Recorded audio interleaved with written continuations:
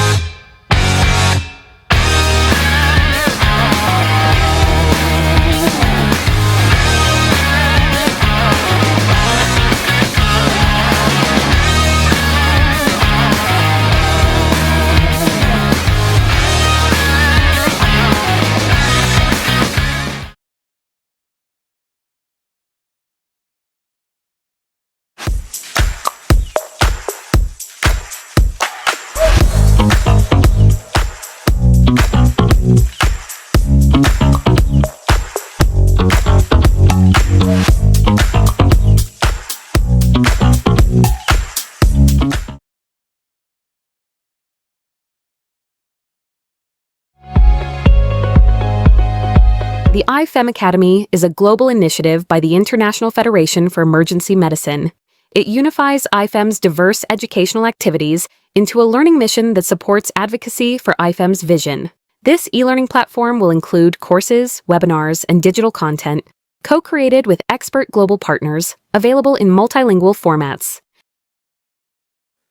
Hello, my name is Dr. Saleh Faris Al-Ali. I'm the president of the International Federation for Emergency Medicine. We would like to bring you information on the IFEM Academy, an exciting development for educating professionals working in emergency care all over the world. Hello, my name is Dr. Fionn Davis, and I'm a past president of the International Federation for Emergency Medicine. I am passionate about education. The IFEM Academy project connects the best of the world's emergency medicine e-learning resources and the best teachers to the staff in hospitals in all corners of the world, filling a big gap for those in greatest need. State-of-the-art, bite-sized learning will underpin more formal webinars and in-person courses. Hello, I'm Dr. Pauline Convocar, the President of the Asian Society for Emergency Medicine and the President-elect of the International Federation for Emergency Medicine. As a faculty member and mentor to emerging leaders, I have witnessed how access to knowledge changes not just clinicians but entire systems. The IFEM Academy brings world-class education to every corner of the globe, ensuring that even in low and middle-income countries, excellence in emergency medicine is achievable. When we invest in the academy, we invest in people. We nurture the next generation of emergency physicians. We sustain growth, and we move together toward equitable quality emergency care for all. Together, let's make learning truly global with the IFEM Academy. Hey everyone, I'm Dr. Priska Kizito from Uganda. I've spent much of my time helping build emergency care systems and training programs across our country. And I realized that across Africa, many providers that are dedicated to emergency care strain in terms of learning and access to structured, quality, ongoing training. And this is why the IFEM Academy really excites me. It will help connect us in terms of collaboration, enable us to link up to better resources and even collaborate in terms of teaching. This will enable everyone everywhere to access the available resources and empower all clinicians in emergency care across the world. Thank you. Hello, I'm Dr. Martín Torraco, an emergency medicine consultant from Argentina. In many parts of Latin America, getting consistent, high-quality training in emergency medicine can be quite a challenge, especially in low-resource or remote areas like smaller towns, rural communities, or regions with harsh climates. That's why the IFEM Academy is such a brilliant initiative. It brings together trusted, evidence-based learning from around the world and makes it easily accessible to clinicians wherever they are. I really believe this will help strengthen our specialty, support professional growth, and ultimately improve the care we can deliver. IFEM's vision is to provide the emergency medicine go-to resource, which gives equitable access to the world's emergency physicians, nurses, and paramedics. We would value your support.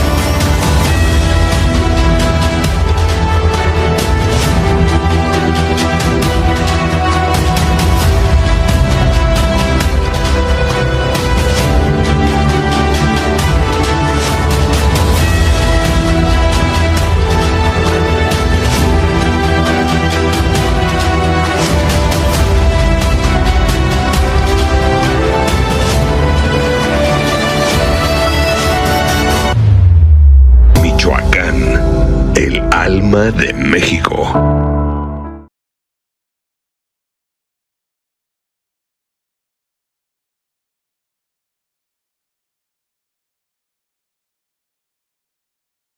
Hola, saludo a todos. Me presento con ustedes. Soy el doctor León Felipe Mendoza Vega. Soy médico pediatra, urgenciólogo pediatra y coordinador del capítulo de urgencias pediátricas. Agradecemos al doctor Gustavo López Orozco, presidente de la Sociedad Mexicana de Medicina de Emergencias.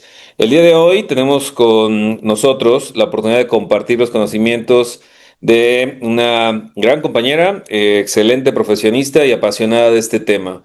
Hablar de niños no siempre es hablar de felicidad, pero siempre hablar de una gran oportunidad de proveer ayuda, proveer detección y sobre todo ver el impacto a futuro en los servicios de urgencias.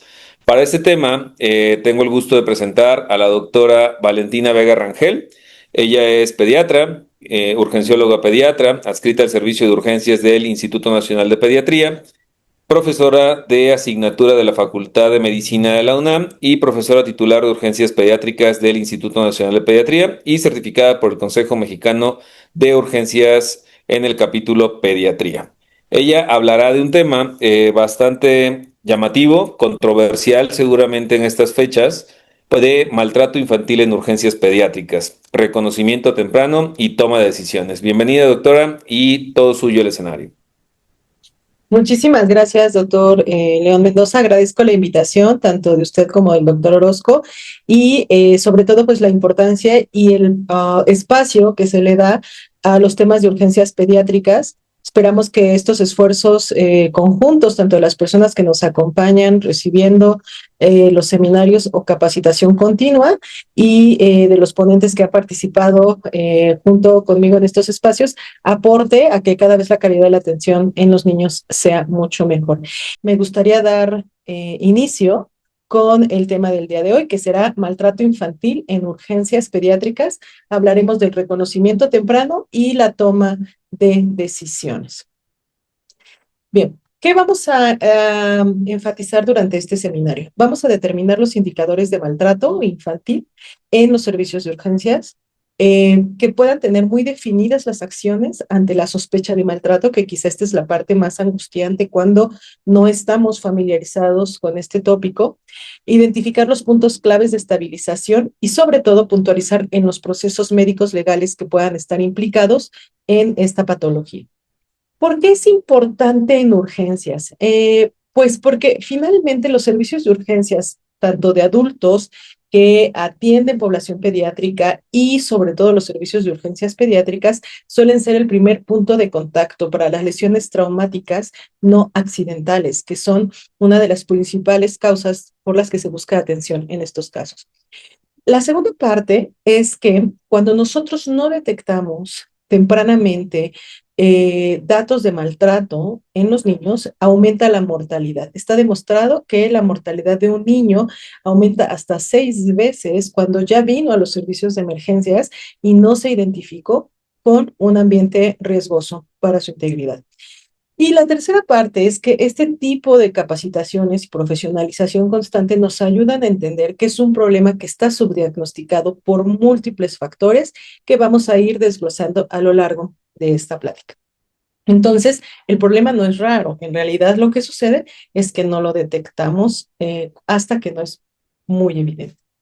¿Es importante? Sí. A nivel mundial, al día de hoy, la violencia contra la infancia constituye una crisis mundial. No hemos ido mejor, hemos ido empeorando por las situaciones de geopolítica, las situaciones de guerra, la economía, las interacciones entre países, etc.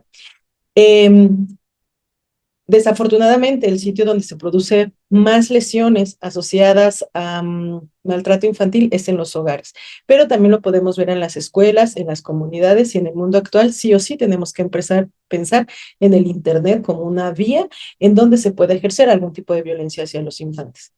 Los efectos son graves. En los niños esto puede generar lesiones potencialmente mortales, pero también incapacitantes, enfermedades de transmisión sexual, embarazos no deseados y, muy importantemente, problemas de salud mental y la muerte en los casos más desafortunados. ¿Qué pasa en nuestro país? En nuestro país, a partir de la pandemia, ¿no? Yo les decía, pareciera que hay un mundo antes de pandemia y un mundo después de pandemia. La violencia infantil en nuestro país ha ido en aumento. De hecho, durante la pandemia tuvimos mayor reporte de lesiones traumáticas no accidentales que se producían en el hogar. Y de esa fecha al día de hoy hemos seguido viendo un incremento de estas cifras. En el periodo actual, en el 2025, es decir, de enero a ahorita que estamos en abril del 2025, el número de casos documentados como maltrato infantil en cualquiera de sus variantes era mucho mayor comparado con el periodo del 2024. Y en este primer trimestre del año, nosotros tenemos una tasa de mortalidad mucho más alta a nivel infantil en México, que si bien no es por primera intención por maltrato, está dentro de las primeras 5 causas de mortalidad. Entonces, sin duda, para cualquier médico de urgencias que en cualquier momento entre en contacto con niños, es un tema que sí o sí debe de tener de conocimiento. Los lactantes son la población de mayor riesgo.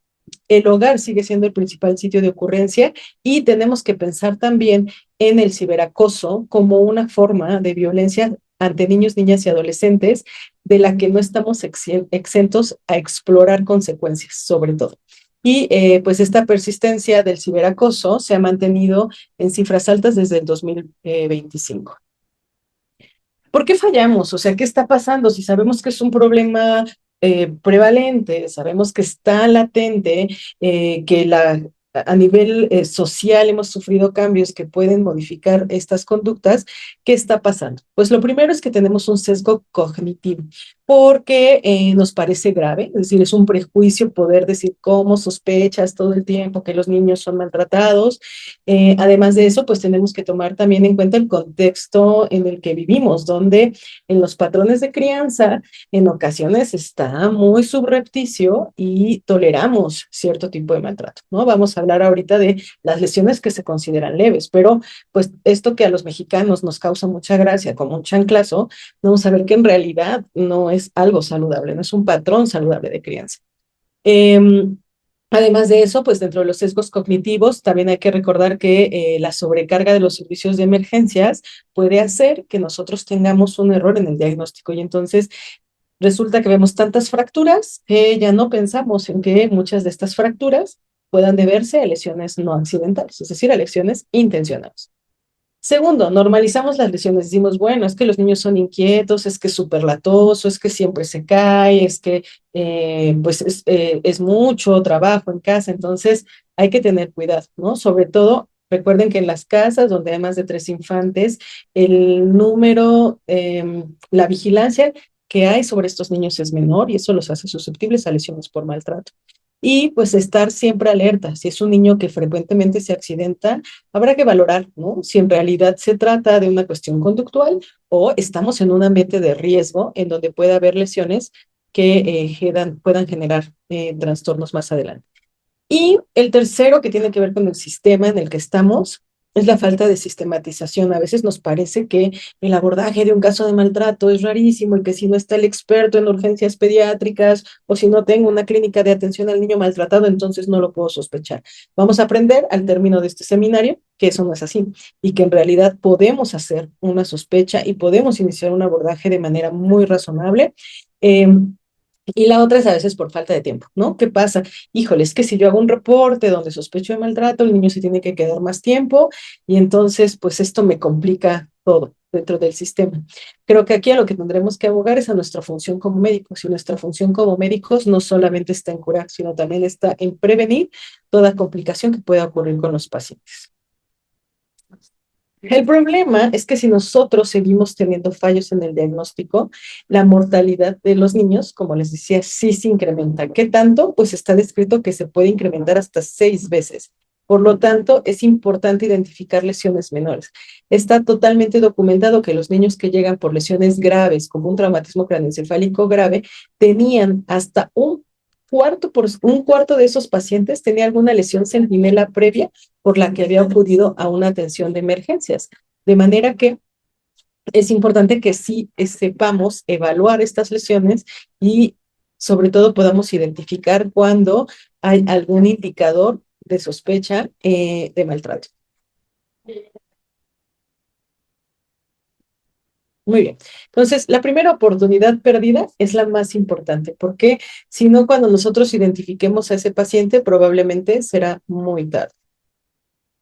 Tipos de maltratos descritos clásicamente existen 4. El psicológico, que a veces es difícil de evaluar porque les decía, sobre todo, pues aquí se consideran los usos, las costumbres, los patrones de crianza, pero el indicador más importante es si al niño la forma en que está siendo tratado le genera trastornos conductuales, le genera trastornos psiquiátricos, sin lugar a dudas está viviendo una condición de maltrato psicológico. Este es más difícil de diagnosticar probablemente. Y se refiere, por ejemplo, a humillaciones, a cuando los asustan intencionadamente todo el tiempo, los tienen aterrorizados, los amenazan, las comparan constantemente. Después vamos a tener el más evidente, que es el físico, porque pues clínicamente para nosotros es más fácil de identificar. Aquí vamos a aprender cuáles son las lesiones con las que sí debemos orientarnos a qué puede estar ocurriendo. El otro que es una omisión de cuidados. Al final del día, no vacunar a un paciente, no llevarlo a las consultas adecuadamente, no darle de comer lo correcto, pues dejarlo solo sin supervisión, también es una forma de maltrato porque estamos vulnerando los derechos de niños, niñas y adolescentes. Y el maltrato de tipo sexual, que puede ser desde tocamientos hasta una violación. En tenemos una variabilidad importante. Se considera que en los varones está subdiagnosticado porque culturalmente en nuestro país es mucho más difícil que un varón pueda reportar o decir que está siendo abusado sexualmente en cualquiera de sus variantes. Y hay algunas otras. En México tenemos algunas otras combinaciones que tienen que ver pues con rezagos culturales, por ejemplo, como el hecho de vender a las niñas en determinados pueblos, o cuando las personas creen, no sé, en brujería y hacen cosas sobre los niños. Entonces, tenemos otras formas un poco más complejas de maltrato, no precisamente tan tajantes. Y algunas, pues en la gran mayoría de las ocasiones esto está combinado. Y no tenemos que olvidar que ahora pues también tenemos algo asociado a las redes sociales, es decir, cuando los padres exponen a los hijos en las redes sociales, ya sea para obtener dinero o para obtener alguna ganancia, eso también está considerado como maltrato. ¿Cuáles son los factores de riesgo que debemos identificar? Pues esto tendrá que ser como todo acto médico, empezando por cuestiones de la anamnesis o el interrogatorio. ¿Cuál es la situación de los padres? ¿Los padres vivieron maltrato? ¿Es un embarazo no deseado? ¿Es un embarazo adolescente? ¿Hay red de apoyo? ¿No la hay? ¿Los padres tienen alguna enfermedad mental o la historial de abuso de sustancias? Pues eso debe de alarmarme porque aumenta las posibilidades de que estos niños sufran maltrato. Tengo que evaluar después la casa. Lo que les comentaba al inicio, cuando hay casas donde hay más de 3 niños, solamente hay un adulto que los vigila. Conforme va aumentando el número de niños, las posibilidades de que haya poca supervisión, menos tolerancia, etcétera, va siendo mayor. También no es por criminalizar la pobreza, pero en los lugares donde hay menos recursos, por la incapacidad para resolver problemas, para poder lidiar con algunas situaciones, pues las familias de bajos recursos también suelen tener más posibilidad de maltrato. Familias disfuncionales, es decir, o que estén reconstituidas, en donde haya uno de los padres no sea el padre biológico, aquí hay un mayor número de maltratos. Está considerado que, y estudios en México, que en las familias donde el papá es biológico y la mamá no lo es decir, está reconstituida, hay más maltrato psicológico. Y en las familias donde la mamá es biológica y el papá no lo es, hay más maltrato físico. Entonces, habrá que tener, pues, siempre en cuenta cómo está conformada la familia. Y el hecho de que haya miembros no relacionados viviendo en casa aumenta muchísimo el riesgo de maltrato. Y obviamente los niños que viven en comunidades cerradas como casas cuna, casas hogar, etcétera. Y la tercera parte, pues tiene que ver con el paciente, con el niño. Todos los niños que son lactantes o que todavía no hablan, tienen un mayor riesgo porque pues no se comunican, puede ser que el cuidador se agote mucho más rápido. Eso incluye a los niños que tienen enfermedades crónicas o discapacitantes que dependen al 100% de los cuidados de los padres. Entonces, aquí se produce un fenómeno muy desgastante para los padres, porque los padres pueden tener desgaste del cuidador, como todos los cuidadores, pero si no hay apoyo, pues además no tienen una retroalimentación. Es decir, normalmente cuando uno tiene un hijo, pues espera como este cariño recíproco, ¿no? Lo que los cuidados que los papás dan y esperan una reciprocidad por parte del niño.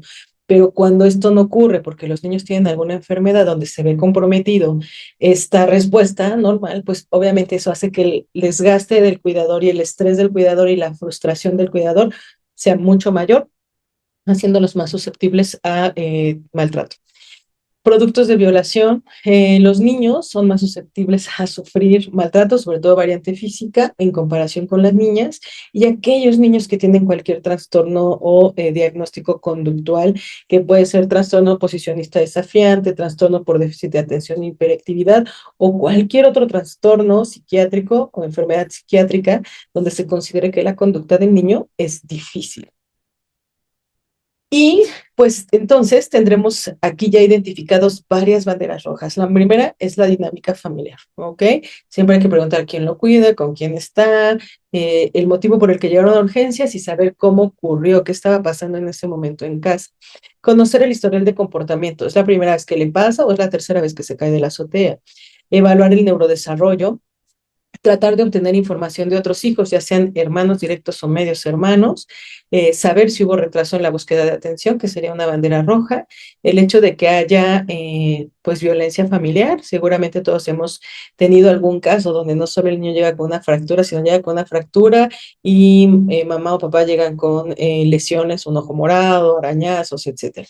El mecanismo de lesión banal con lesión grave. Por ejemplo, las caídas de la propia altura se consideran banales. Si un niño llega con un traumatismo craneoencefálico grave con la historia de que se cayó de su propia altura, no es compatible. O historias inconsistentes. Recuerden, niño que no camina, no se lastima. Entonces, aquí cuando el mecanismo de lesión no es concordante con la edad del paciente por las habilidades que pueda tener, también será una bandera roja. Ok, entonces esto lo tenemos que identificar desde el interrogatorio. Y además, pues tendremos que preguntar sobre el mecanismo de lesión. Hay que obtener una historia detallada, lo más detallada posible, tanto del mecanismo de lesión como de la física del trauma, para saber si esto que estamos viendo es compatible con lo que se nos está diciendo. Cuando tenemos, por ejemplo, discrepancia entre las historias, lesiones atribuidas a hermanos, mordeduras que no son compatibles con pues con la edad del paciente, nosotros tendremos que pues mantenernos alerta y buscar más señales que podamos documentar. Y pues justamente lo que yo les decía, hay varias clasificaciones con respecto a las lesiones asociadas a maltrato. Y básicamente, pues una de ellas es que esta escala de gravedad del 1 al 6, y les decía cosas que parecían a veces tan pequeñas, porque a lo mejor por la generación en la que nosotros nacimos está como más normalizado, pues ahora hemos visto que no son patrones saludables de crianza, ¿no? Jalar el cabello, dar una nalgada, generar un moretón al momento de sujetar a los pacientes, tener rasguños, ¿no? Porque los agarren están consideradas lesiones menores, pero que sí las encontramos son lesiones centinela y deberíamos de indagar más para poder establecer pues el proceso de documentación, ¿no? Ya cuando los pacientes llegan con un estallamiento de víscera por una patada, pues esto es mucho más sencillo, pero ya es una fase muy tardía. Entonces, recordar que lesiones menores, 1, 2 y 3, pueden preceder a los casos de abuso grave o muerte asociada a agresión. Y hay algunas reglas. Por ejemplo, está esta regla del 10-4 phases, en donde dice que cualquier lesión que se produzca en frenillo, en ángulo mandibular, en las mejillas, en los párpados o en hemorragias subconjuntivales, deben de hacernos sospechar fuertemente de que no han sido lesiones accidentales y tendremos que hacer el reporte correcto. Entonces, si vemos esto, Ojo, no es algo que sea compatible con el neurodesarrollo del niño. También si observamos en el tórax, marcas simétricas, marcas geométricas, pues también tendremos en zonas ocultas, ¿de acuerdo? Sin lugar a duda tendremos que hacer una sospecha. Las mordeduras, ¿no? Acuérdense que los colmillos de los niños no miden más de 2 centímetros de colmillo a colmillo. Si la mordedura es más grande que eso, pues no es una mordedura de niño. Evaluar lesiones simétricas, marcas de punción, lesiones de estrangulamiento, que acuérdense que las lesiones frontales, pues esas no hay forma de que un niño se las produzca de manera accidental.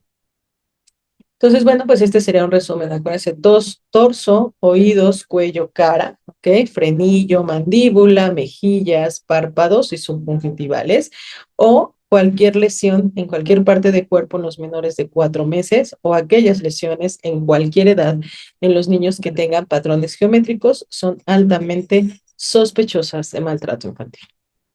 Y pues también hay que ser juiciosos, ¿no? Y tendremos que tener también la posibilidad y en mente siempre diagnósticos diferenciales. Entonces, si vemos algunas lesiones así, pues habrá que preguntar siempre cómo se las produjo. En este caso está producida por ventosas como parte de medicina alternativa.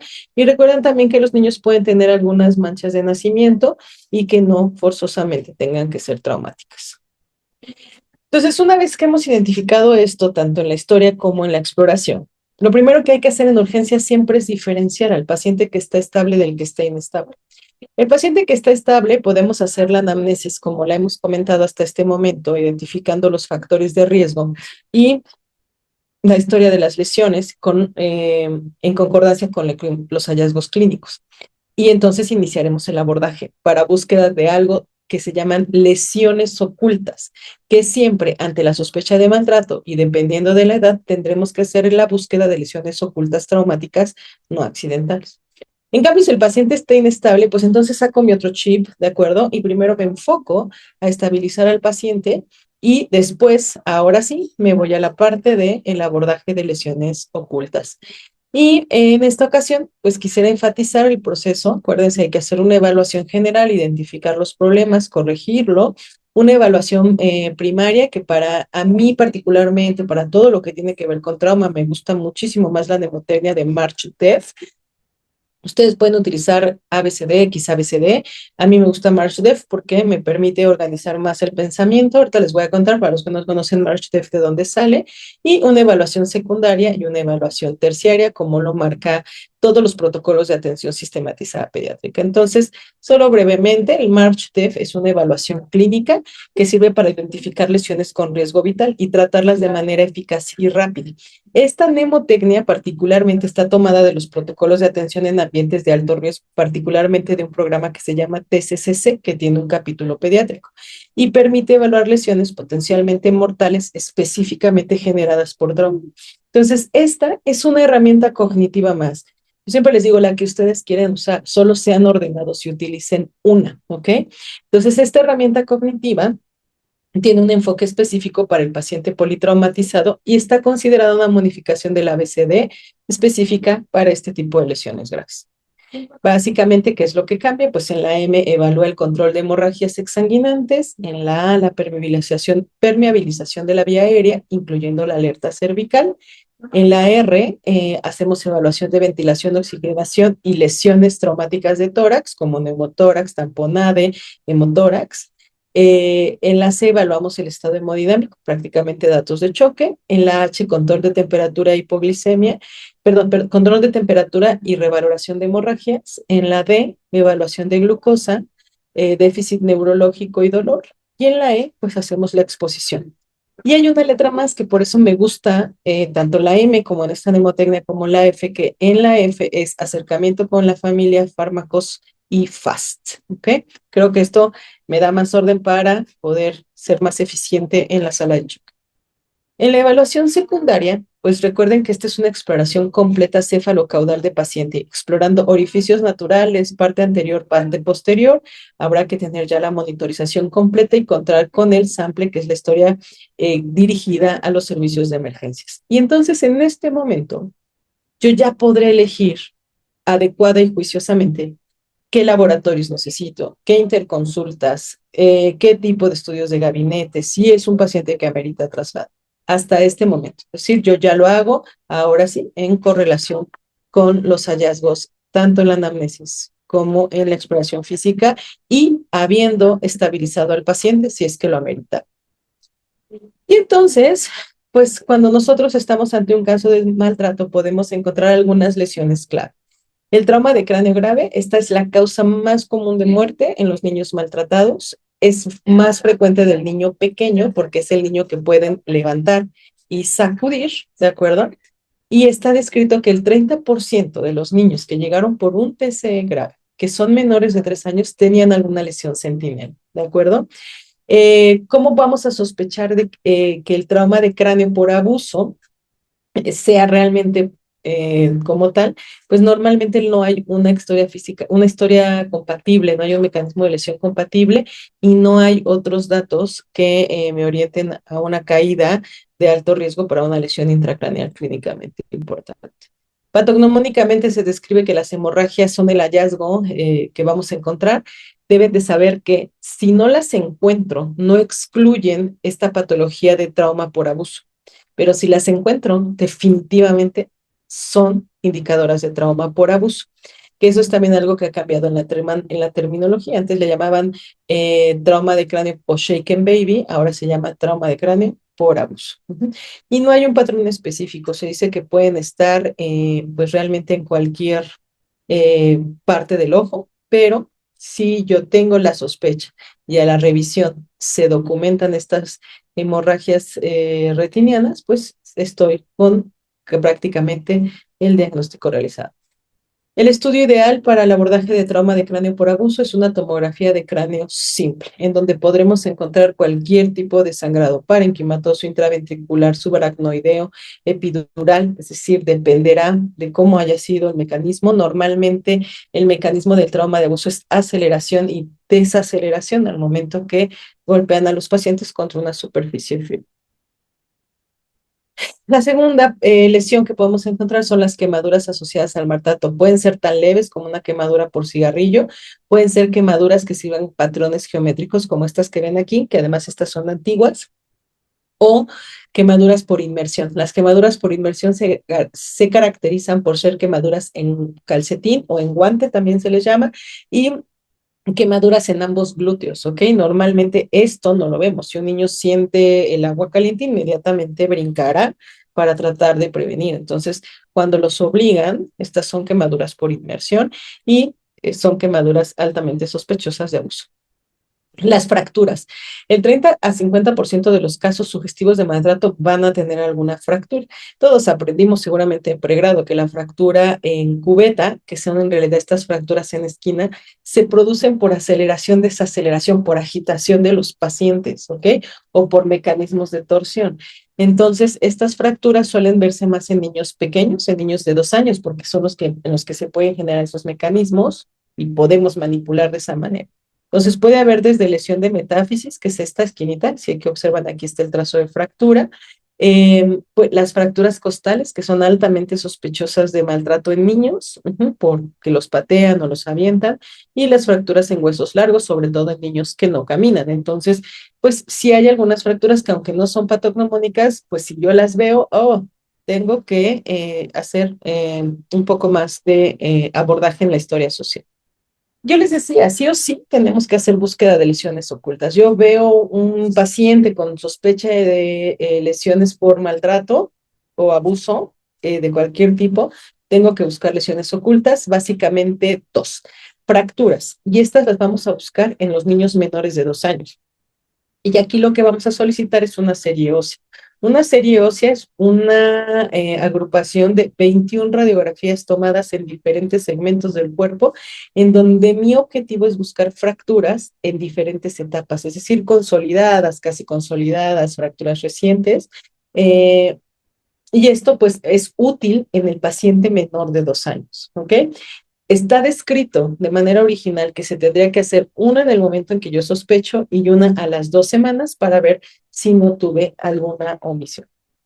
Y las segundas lesiones ocultas que tenemos que investigar son las lesiones intraabdominales. Entonces, ahí se debe de solicitar una pruebas de funcionamiento hepático, específicamente ST-ALT, o sea, enzimas hepáticas, lipasa y amilasa, y un examen general de orina. En caso de que estas se encontraran positivas, pues entonces hay que hacer una tomografía para evaluar en dónde está la lesión, porque hay que recordar que en pediatría, cuando tenemos lesiones por trauma cerrado de abdomen, la mayoría de las lesiones son lesiones de manejo conservador, que no van a requerir cirugía. Entonces, en una tomografía yo voy a poder si hay un hematoma antiguo, si hubo alguna lesión antigua que pues a lo mejor por evolución natural hubiese no necesitado ninguna otra cosa. Básicamente el resumen sería, necesitan en los menores de 6 meses la historia clínica y social, una serie ósea, la tomografía de Cano simple, aquí sí, enzimas hepáticas, enzimas pancreáticas, y si están alteradas, una tomografía de abdomen, y siempre pues estudios basales, VH y tiempos de coagulación, en caso de que haya hematomas o un trauma de cráneo grave, que pues el abordaje ya sería mucho más extenso con todo lo que se requiere para trauma de cráneo y sus lesiones no neurológicas, sus complicaciones no neurológicas. ¿Qué cambia en estos grupos etarios? Cambia que la tomografía, por ejemplo, ya en el mayor de 6 meses, se recomienda solo si hay datos ya sea de trauma facial o trauma craneal, igual que en el mayor de 12 meses, ¿ok? Y acuérdense, la serie ósea solamente es de utilidad en los menores de 24 meses. ¿Bien? Entonces, y ya casi para finalizar, lo que respecta a abuso sexual. El abuso sexual, a menos que sea muy evidente por lesiones realmente pues graves como desgarros, lesiones por fisting, perforaciones, a veces es difícil de sospechar, pero si ustedes tienen pacientes que tienen dolor abdominal recurrente, que tienen ausentismo escolar, cefaleas que ya han abordado, ansiedad, trastornos conductuales, trastornos del sueño, trastornos alimenticios, habrá que indagar a profundidad. Aquí lo más importante para urgencias es que tenemos una ventana y prácticamente yo les diría que cuando estamos ante casos de abuso sexual, tendríamos que diferenciar al paciente que tiene menos de 72 horas de que ocurrió el abuso sexual del que tiene más de 72 horas. El que tiene menos de 72 horas, ese es un paciente que sí requiere una atención de emergencia porque estamos en una ventana, sobre todo de profilaxis, de infecciones, embarazo y de cadena de custodia. Cuando estamos después de 72 horas, habrá que considerar prácticamente una cosa, si el paciente puede irse a casa a un lugar seguro.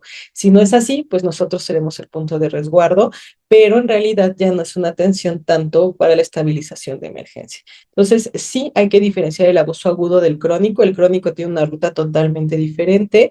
Hay que enlazar, sí, con el grupo multidisciplinario, sí orientar a las familias para hacer la notificación médico-legal correspondiente y pues más bien ir atendiendo las secuelas que ya tenemos. ¿A qué me refiero con cadena de custodia? Solamente para aclarar, recuerden que si llega con ustedes un paciente que, no lo sé, tiene secreciones, tiene desgarros en la ropa, todo eso no se debe de tirar a la basura, se debe de mantener o de preservar dentro de una bolsa de papel. O algún cuerpo extraño, entonces debe de preservar en una bolsa de papel, porque en el momento en que nosotros mandemos la notificación de lesiones y los peritos vengan a hacer el interrogatorio, nos van a pedir toda esta parte. Eso también aplica para proyectil arma de fuego, ¿no? Si se perfora la camisa, la playera no la corten, se va a necesitar para la cadena de custodia. Y bueno, recordar que en el caso de aquellos pacientes que estén en ventana de profilaxis, pues sí tendremos que utilizar ceftriaxona, doxiciclina, metronidazol, ¿de acuerdo? Si hubo penetración y si es mujer, y en el caso de los hombres, pues ceftriaxona, doxiciclina. Y siempre considerar anticoncepción de emergencia. Entonces, como ustedes observan hasta este punto, en realidad el trabajo que se tiene que hacer con estos pacientes es multidisciplinario. Sí, es muy posible que el urgenciólogo tenga que liderear toda esta parte, pero tenemos que involucrar a la institución. trabajo social para ahondar en las cuestiones sociales, nosotros como pediatras o urgenciólogos pediatras, el área de psicología, porque hay que empezar a hacer pues una intervención en crisis, la parte legal, en ocasiones se tienen pues no sé, asesores para este tipo de protocolos dependiendo del hospital. Creo que lo más importante, porque no hay un protocolo único, esto va a depender de cómo lo estén manejando en cada institución, es saber que existe y saber que se apegan a ese protocolo. Y pues no hay que olvidarnos, esto no está fuera de un marco normativo. Hay una Ley General de los Derechos de Niños, Niñas y Adolescentes que tuvo una última actualización en el 2021 y existen también los lineamientos en la norma oficial mexicana 190 que habla de violencia familiar y sexual contra las mujeres, en donde se incluye ahí justamente pues esta parte de maltrato hacia niñas, niños y adolescentes. Y pues hay este tipo de lesiones son de notificación obligatoria en los servicios de urgencias. Es decir, el médico no necesita comprobar, nosotros no somos los médicos legistas, pero sí necesitamos sospechar. Y si tenemos la sospecha, bueno, solamente notificar lo que estamos viendo. Nosotros no tenemos que hacer inferencias ni deducciones, solo decir, yo veo un paciente con un trauma de cráneo grave que está en peligro de muerte. Y entonces se hace la notificación de esa lesión. ¿Por qué? Pues porque a lo mejor lo que yo documento en mi expediente es que no correlaciona con el mecanismo de lesión descrito. Entonces, creo que lo más importante es que hagamos conciencia de que sí tenemos que notificar los casos sospechosos. Y pues para finalizar, ¿cómo vamos a cerrar? Hay que recordar que si tenemos una historia inconsistente, una lesión incompatible con desarrollo, en la exploración física se aplica el 10 Faces positivo, hay retraso en la atención, la conducta del niño es extraña o del cuidador es extraña, entonces pues establecemos la sospecha. Diferenciar muy bien del paciente que está estable del inestable. El inestable pues seguramente han tenido toda esta profesionalización continua donde hay que saber tratar el trauma de cráneo grave, el choque hemorrágico, perforación intestinal, estabilización de fracturas. Siempre hacer una historia dirigida y una exploración completa. Eso es fundamental. No debemos olvidar que algo prioritario en el abordaje del maltrato infantil es la búsqueda de lesiones ocultas y, de acuerdo al protocolo y a la edad, pues solicitar los estudios. Es fundamental que el médico sepa que debe de sospechar, estabilizar, documentar, notificar y proteger. No podemos eximirnos de esas responsabilidades médico-legales. Entonces, sospechamos, documentamos, notificamos y evaluamos. Si el paciente necesita mantenerse en resguardo en estas primeras horas hasta que se defina la situación legal, entonces nosotros tendremos que mantener al paciente en el servicio de urgencias. Y pues a nivel nacional, doctores, existen factores sociales y culturales que han hecho del maltrato un ente médico, social y legal de forma inminente. En nuestro país, por el rezago cultural, la ola de violencia, la falta de atención integral y la concientización sobre todo de la existencia del maltrato infantil, vuelve un tópico obligado en todos los niveles de atención, ¿no? Desde el centro de salud, hospitales de segundo nivel de atención, hospitales de tercer nivel de atención, porque no estamos exentos de enfrentarnos en algún momento con un paciente de estas características. Y pues con esto concluyo mi participación, agradeciendo nuevamente la invitación a esta ponencia. Muchas gracias, doctora. Seguramente algunos de la audiencia, de los participantes, ha pasado, hemos vivido o han pasado frente a nosotros y no hemos sabido detectarlos, o seguramente tememos el hecho de hacer la detección o la notificación. Urgencia seguramente se enfrenta a retos especiales como tener el servicio lleno, el dudar entre lo notifico y está lleno y se va a tardar más. Son sesgos que también el médico vive. Yo quisiera hacer algunas preguntas propias de la audiencia y algunas a título personal que creo que vale mucho la pena. Hablar de este tema en este mes, en este día, seguramente es triste, pero real. El maltrato existe. Urgencias tiene un reto en particular. ¿Cuál crees que sería la responsabilidad, yo diría no necesariamente del médico de urgencias, del servicio de urgencias en el tratamiento o el manejo de estos pacientes? ¿Hay un reto, hay una responsabilidad? ¿Cuál sería tu opinión? Es una responsabilidad médica. Creo que es parte de los principios de la atención en general, ¿no? No necesitamos ser pediatras para acordarnos que parte de nuestras funciones elementales es procurar a los pacientes. Y específicamente en el maltrato infantil, cuando nosotros no lo identificamos, perdemos una oportunidad de prevención. Y cuando lo identificamos, pero no seguimos el protocolo porque administrativamente nos genera mucho lío, pues estamos irrumpiendo parte de nuestro código de conducta, que es mantener el resguardo de los pacientes. Entonces, la medicina no solo es prescribir medicamentos, también implica salvaguardar el estado de salud del paciente, y el maltrato es una enfermedad que rompe con el estado de salud física y emocional de los pacientes. Sí, de acuerdo, y no es exclusivo de un servicio de urgencias pediátricas, ¿no? Correcto. Va implícita la responsabilidad de aquel médico en contacto en un servicio de urgencias. Me gustaría recalcar cuál es el impacto que generan estos retrasos en el diagnóstico específicamente en urgencias. Dos. Uno, sí aumenta la mortalidad, muchas veces más, 6 veces más, ¿no? Si yo identifico una lesión centinela, puedo evitar que ese niño muera. Eso es, creo que, lo más importante. Y lo segundo es que generen lesiones que vayan generando disfuncionalidad o que generen adultos disfuncionales, porque generalmente la violencia es un acto de repetición. Entonces, si yo fui un niño maltratado, tengo altas posibilidades de poder transmitir ese patrón de crianza hacia las familias que yo genero. Y además, pues si esa familia tiene más niños, seguramente están viviendo exactamente la misma situación. Entonces, el retraso en la atención se asocia con mayores complicaciones y sobre todo con el riesgo de mortalidad de ese paciente.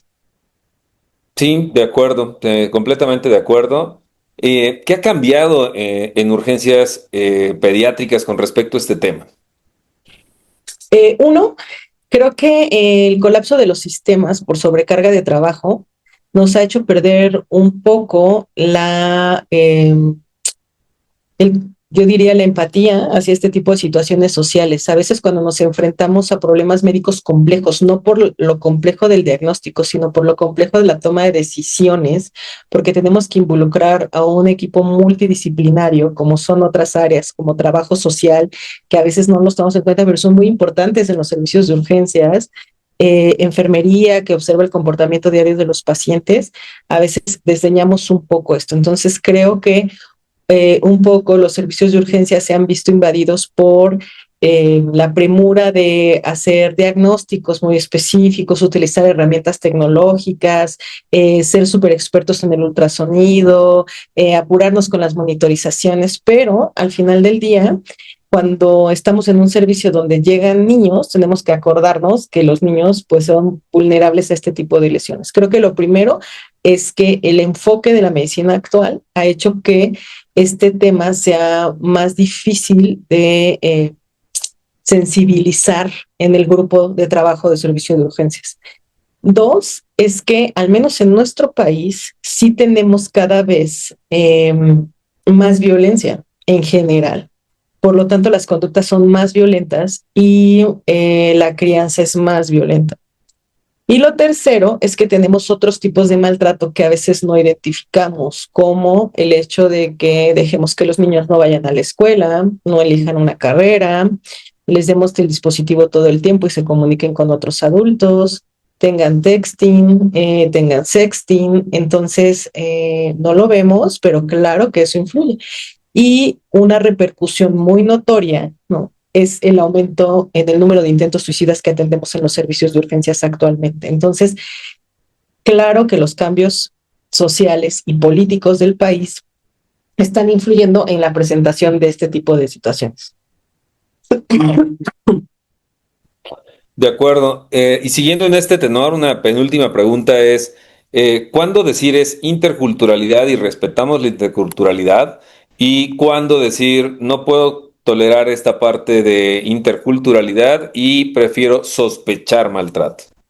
Sí, creo que pienso que esto está ya muy establecido en los derechos de niños, niñas y adolescentes, ¿no? Así como todos los niños tienen derecho a un nombre, y un niño que llega al año de edad sin ser registrado no puede estar bien bajo ninguna circunstancia. Pero prácticamente cuando se vulnera ya sea la salud física la salud mental o el estado global del bienestar de un paciente, nosotros tenemos que hacer la sospecha. Actualmente, la verdad es que está mucho más definido, ¿no? Que pues no importa que en la comunidad sea así, si la cultura, la creencia de esa familia pone en riesgo la vida de ese paciente, nosotros tenemos que hacer la parte legal que nos corresponde. O sea, nosotros no podemos decidir quién vive, quién muere, tampoco podemos decidir justamente respetar que la intercambien por una gallina, ¿no? Entonces, eso vulnera en todos los sentidos.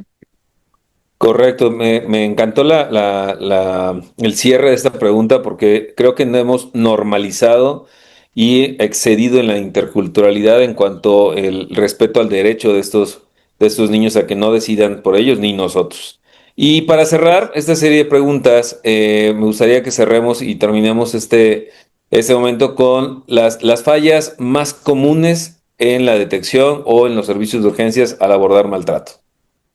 Uno es que demos por sentado que todos los niños se van a fracturar alguna vez en la vida, ¿no? Eso no es verdad. Dos, es que no preguntemos adecuadamente los mecanismos de lesión. Somos muy superficiales a veces, ¿no? Decimos, ya se cayó de la bicicleta, ¿no? Pero ¿por qué se va a hacer una fractura tripartita en la pierna con una caída de bicicleta, ¿no? O, por ejemplo, sí, que no seamos, yo diría que se nos olvide como esta parte lógica del mecanismo de lesión. Cosas tan comunes como que hemos normalizado ver adolescentes embarazadas y no preguntar cómo ocurrió, con qué tipo de persona, etcétera. O por qué un niño andaba en motocicleta a las 12 de la noche. Entonces, a veces solo falta como volver a esta parte muy básica de la medicina que aprendimos en el pregrado de preguntar cómo ocurrió. Y lo tercero es que tengamos miedo, y eso solo ocurre por ignorancia. O sea, si nosotros nos acercamos a nuestro hospital, preguntamos qué es lo que se hace, qué es lo que sigue después de una notificación, vamos a entender que como médicos sospechar una lesión de maltrato no nos compromete, pero sí podría salvar a un paciente. Muchas gracias. De verdad, muchísimas gracias. Creo que ha sido un tema disruptivo, primeramente por el tabú del tema. Segundo, porque no es fácil hablar de algo que no sea choque, sangrado, trauma y abordar temas que son muy, muy sensibles. A nombre del doctor Gustavo López Orozco y de la Sociedad Mexicana de Medicina de Emergencias, te agradezco muchísimo el haber abordado este tema, exponerlo a través de esta plataforma. Seguramente llegaremos a mucho personal, mucho profesional de la salud. Y será un tema que levantará muchas dudas, preguntas, inquietudes, pero creo que de eso se trata la medicina de emergencias, de no estar cómodos. Muchísimas gracias. Y a ustedes por la invitación.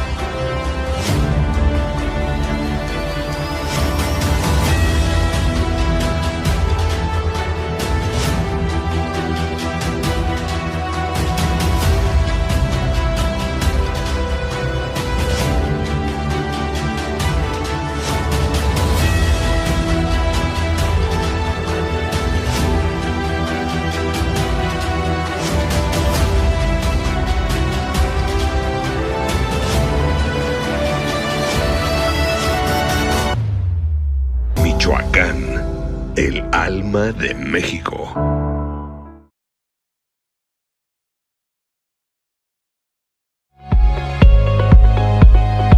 The IFEM Academy is a global initiative by the International Federation for Emergency Medicine. It unifies IFEM's diverse educational activities into a learning mission that supports advocacy for IFEM's vision. This e-learning platform will include courses, webinars, and digital content, co-created with expert global partners, available in multilingual formats. Hello, my name is Dr. Saleh Farsar Ali. I'm the president of the International Federation for Emergency Medicine. We would like to bring you information on the IFEM Academy, an exciting development for educating professionals working in emergency care all over the world. Hello, my name is Dr. Fionn Davis, and I'm a past president of the International Federation for Emergency Medicine. I am passionate about education. The IFEM Academy project connects the best of the world's emergency medicine e-learning resources and the best teachers to the staff in hospitals in all corners of the world, filling a big gap for those in greatest need. State-of-the-art, bite-sized learning will underpin more formal webinars and in-person courses. Hello, I'm Dr. Pauline Convocar, the President of the Asian Society for Emergency Medicine and the President-elect of the International Federation for Emergency Medicine. As a faculty member and mentor to emerging leaders, I have witnessed how access to knowledge changes not just clinicians but entire systems. The IFEM Academy brings world-class education to every corner of the globe, ensuring that even in low and middle-income countries, excellence in emergency medicine is achievable. When we invest in the academy, we invest in people.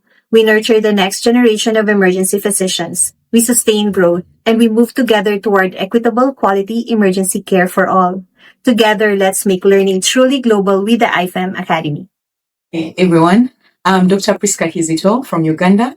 I've spent much of my time helping build emergency care systems and training programs across our country.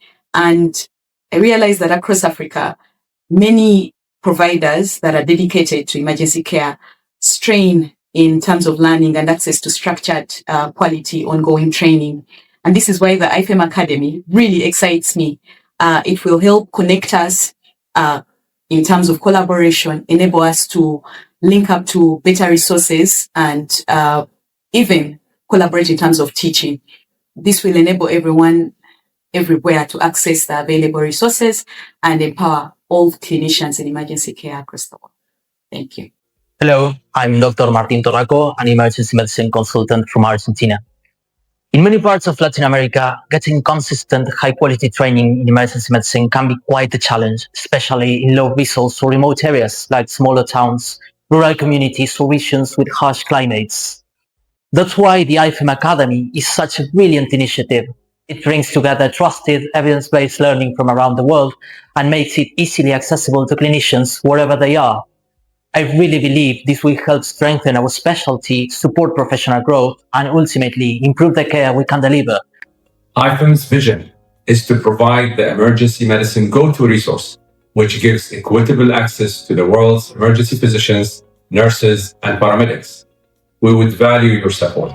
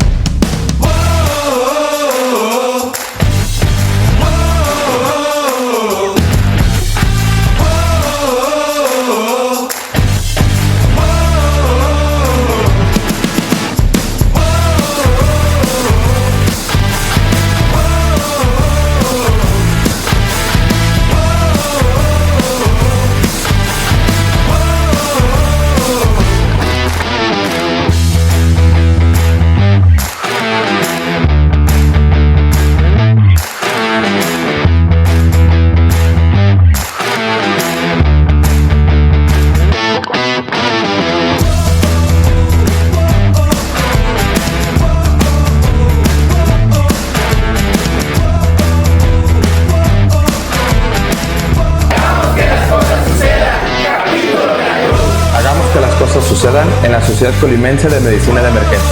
Capítulo Colima. Hagamos que las cosas sucedan en el capítulo Nayarit. Hagamos que las cosas sucedan en la Sociedad Mexicana de Medicina de Emergencia.